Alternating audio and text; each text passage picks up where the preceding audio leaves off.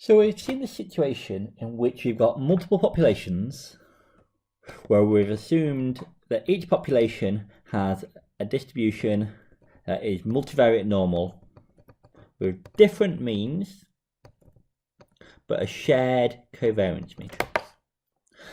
And we've said that if this is the case, we've got a shared covariance matrix, then we're able to say that this is equivalent to classifying an observation X to a population if the discriminant function delta of X, okay, which I've written here for delta 1, is bigger than the others. Okay. So what I want to do in this video is just think about the special case where we've just got two populations, population 1 and population 2. So in that case, we're going to classify X to population 1 if delta 1 is bigger than delta 2, and otherwise we're going to classify to population 2. So if we write this out, then delta 1 is our 2 mu1 transpose sigma inverse X minus mu1 transpose sigma inverse mu1. And delta 2 is similarly. Okay? And this important thing here is that we've got the same covariance matrix in each case. And that is what has allowed us to write down a linear discriminant function here. I just want to think about what rule we end up with. What discriminant rule these discriminant functions lead to. So let's rearrange this. So if we rearrange this, we're going to get mu1 minus mu2 transposed sigma inverse X bigger than a half. And we've got mu1 transposed sigma inverse mu1 minus mu2 transposed sigma inverse mu2. Well, this, you see, it's the difference between two squares. So this is a half mu1 minus mu2 transposed sigma inverse mu1 plus mu2. And we're going to write this slightly differently. I'm going to write this as A transposed X bigger than, where A is sigma inverse mu1 minus mu2. A transposed X is bigger than A transposed H, where H is going to be the average of mu1 and mu2, the midpoint. So just to arrange that a little bit more, we get that this is, we classify to population 1 if A transposed X minus H is bigger than 0. So in the case of just two populations, we have this really simple discriminant rule. Well, let's think about this geometrically and think about what shape this is. So the equation A transposed X minus H equals 0 is the equation of a plane, or a hyperplane. So that's the equation of a plane. So what we're saying is there is a plane through space through which, if you're one side, you get classified to population 1. If you're the other side, you get classified to population 2. Where the equation, the vector that's normal to the plane is A, up here, and a point on the plane is the midway point between the two class centroids, H. So just to simplify thinking about this, for a moment, let's think about the case where sigma is the identity matrix. Okay, so in that case, we've got A is just mu1 minus mu2. So in this case, if we draw it, we've got mu1 up here, mu2 here, and A is a vector from mu1 to mu2. So our plane is going to be perpendicular to this. H is the midpoint here between mu1 and mu2, so if that's our point here, H. So what we've got is a plane perpendicular to A through H. Let's do that in green. So we're going to get a plane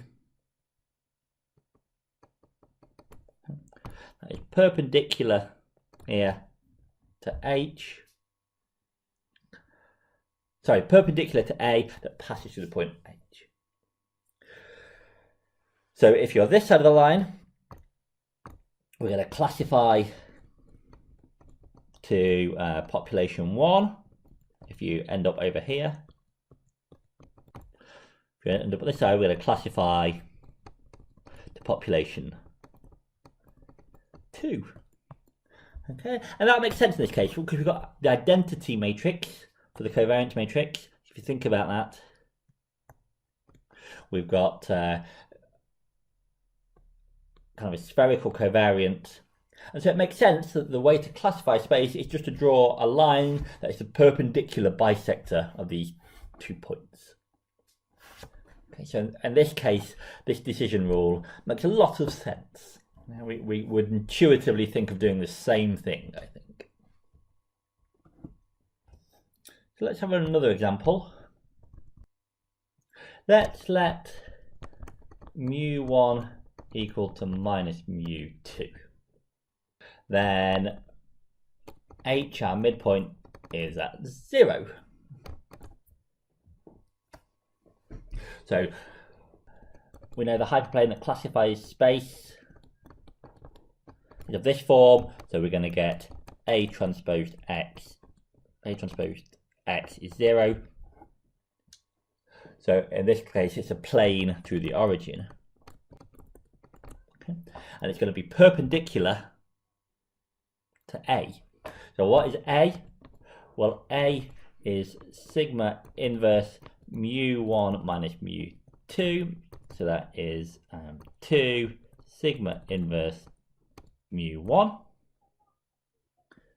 So if we draw this, we've got, say, mu1 up here, mu2 down here. We find the vector A, which might not point straight at mu1 here because we've got this sigma inverse, and then our hyperplane that divides the populations is perpendicular to this through the origin. So we're going to divide one side, classify it as population 1, I'm going to classify the other side as population 2. So let's look at an example with some numbers in. So we're in the situation where we've got mu1, remember, is minus mu2. There's some symmetry here. And we're not assuming sigma as the identity matrix at all. So let's pick mu1 to be 1, 1. So I'll point here. So mu2 is reflection of that. So it's down here. And let's pick sigma to be this matrix just here. So we said in this case, we get the equation of the plane that's A transpose X equals 0. So if we work this out, in this case, if we work out what A is, we get sigma inverse times mu1 times 2, we get 20, 20. Now if we plot that line, we get the line y equals minus x. So I've drawn that on here. So it's a plane through the origin, okay, perpendicular to the vector A. So I've drawn on, this isn't A, this is something that's proportional to A. Okay? But we can see that we get a line here, the boundary of our discriminant regions, that there's some symmetry to it, and it lies directly between these 2 populations. I've drawn on the population means with the covariance matrix around it. Okay, so if you're on this side of the line, we classify to red, to population 1. If you're this side, you classify to blue, population 2. So you might well ask, what happens here if we change the covariance matrix? So let's do that.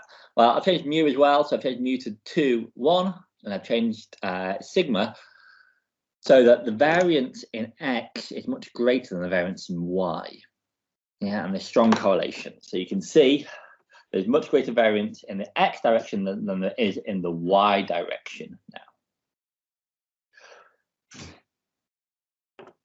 So because of that, changes our line. So it's no longer at the line y equals minus x.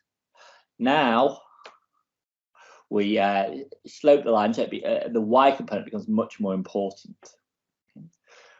So we get it so that it is close to being a horizontal line here. So A's we work out in this case to be 2.4 and 17.8. Okay, and so we draw the hyperplane that divides them, get a line like this. And let's just try it with a really extreme case. So let me find the code.